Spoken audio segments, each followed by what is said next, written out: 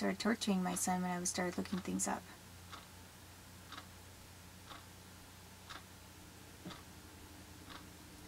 And I know that I went to this one royal something or other website, royalty something or other. It was the only one that I went to.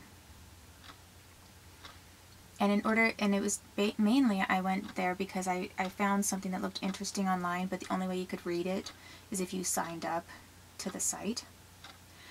So that's how I actually signed up to it.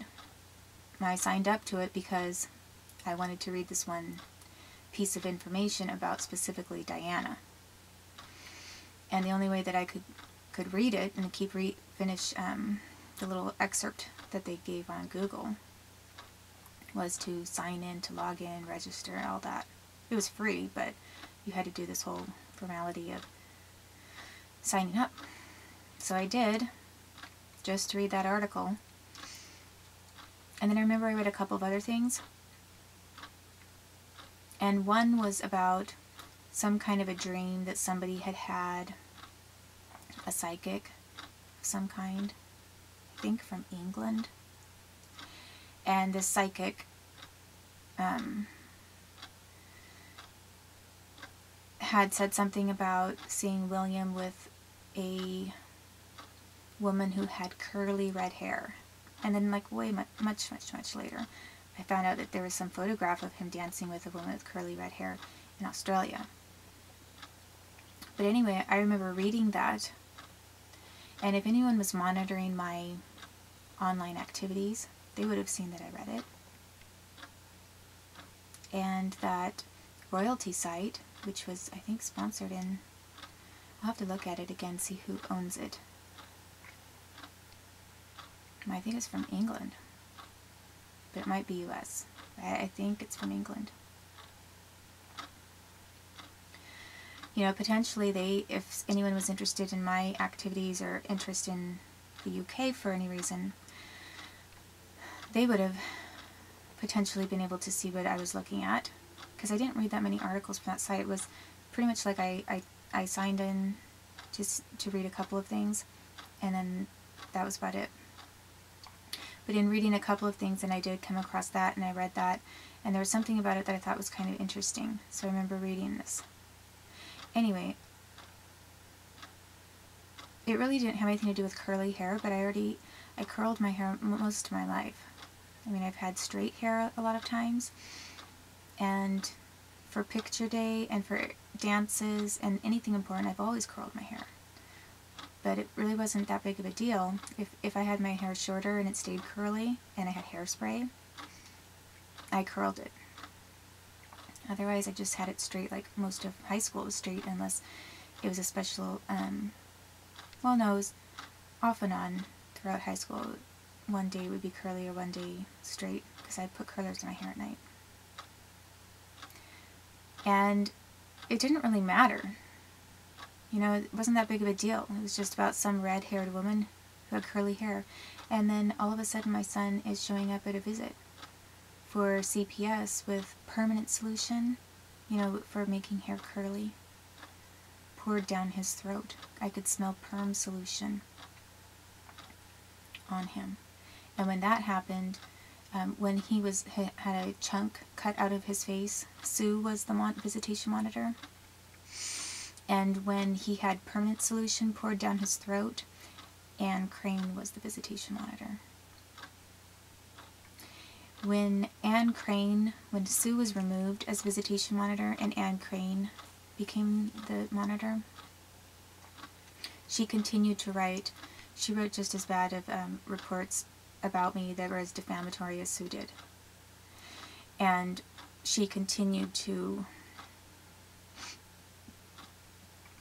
allow and permit torture against my son, and I'm very sure that she was participating in it. They would sometimes pick up my son. They had to pick him up and drive him like a half an hour from the Avila's house to the visitation center.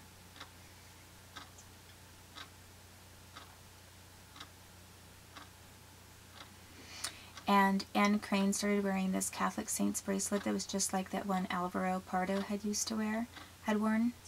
And she wouldn't have known which one he wore because he never wore it in Wenatchee unless somebody from the East Coast told her.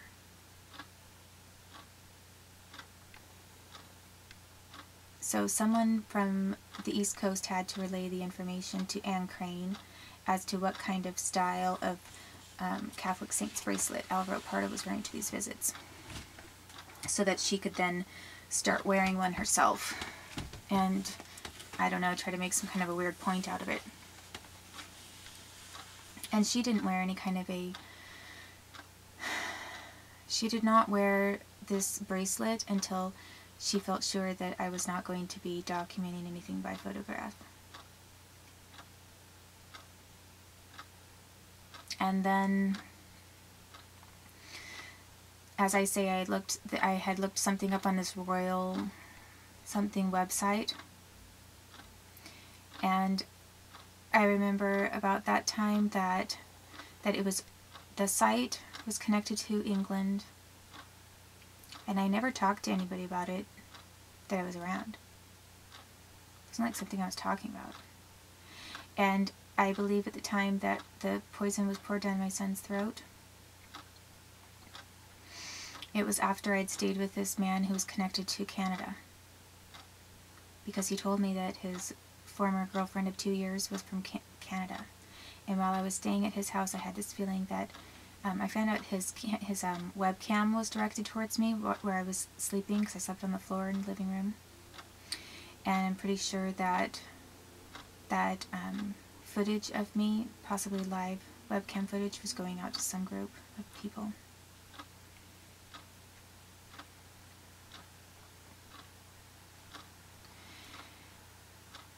And anyway, so someone was trying to make some kind of a weird point about, you know, you want curly hair? I mean, I guess that's what they thought, that the reason why I was looking things up. I'm not sure. And I did curl my hair. That's how my son usually saw me. I mean, I did with Alvaro most of the time. And then I did with my son. I tried to look nice for my son, because I wanted him to see me looking cheerful and pretty, and for my son to be proud of me. I mean, I always remembered when I was a kid, I noticed how my elementary school teachers looked. I always noticed what they wore, if I liked the colors that they were wearing, if it was cheerful, and their hair and their earrings. Always noticed earrings. Kids notice earrings and jewelry and things. So I always looked nice for my son. And then all of a sudden my son's showing up for one of his visits with permanent solution smell down his throat, and he was totally comatose. He was not hardly responsive at all. He was dazed.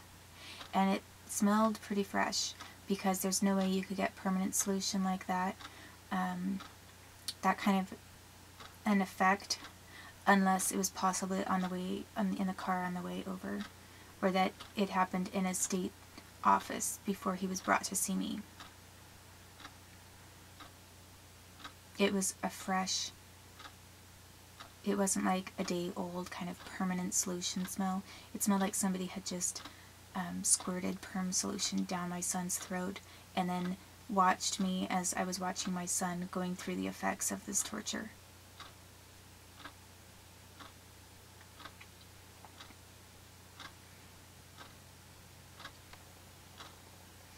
And Anne Crane was sponsoring that and monitoring that visit, watching for my reaction.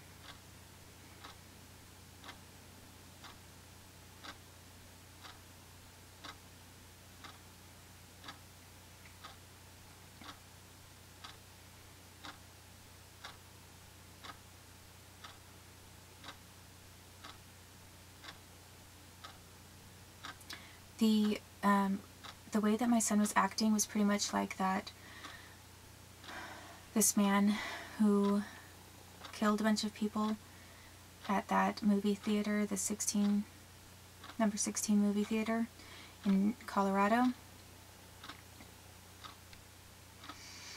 At the very first hearing where the video cameras were allowed into the hearing, a lot of people saw how he looked. He looked like kind of wide-eyed, and then his head would start dropping like he was dozing off, and then he looked totally out of it, is pretty much what most people could see. So if someone just says they looked out of it, you know, again, when it comes to expressions, you sort of have to trust where someone's coming from and trying to describe something.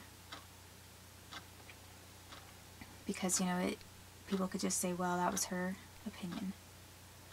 But pretty much, if collectively, anyone who looks at that video footage of this shooter in the courtroom and how he looks dazed and totally out of it, well, that's how my son looked.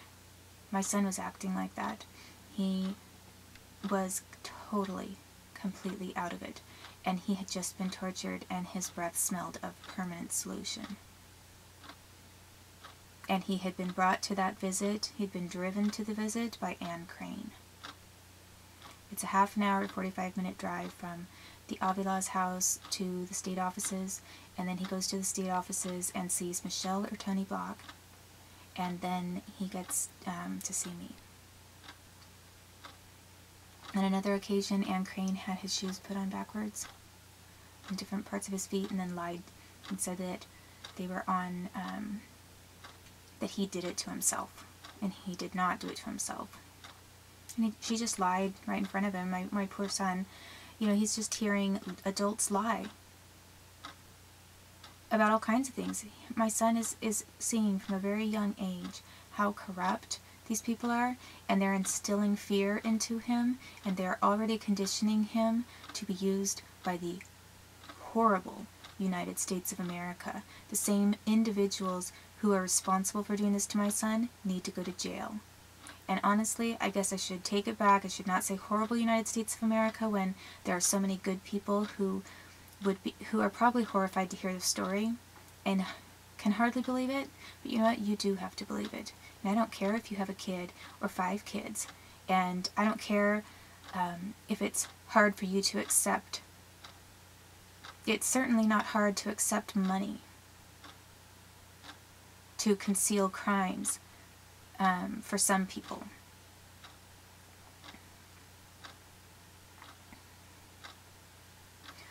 All of the different kids around the world who get slaughtered every day, nobody in the United States cares. They get they get tortured and slaughtered, killed. And do we really care? I mean, do I think about it a lot, even?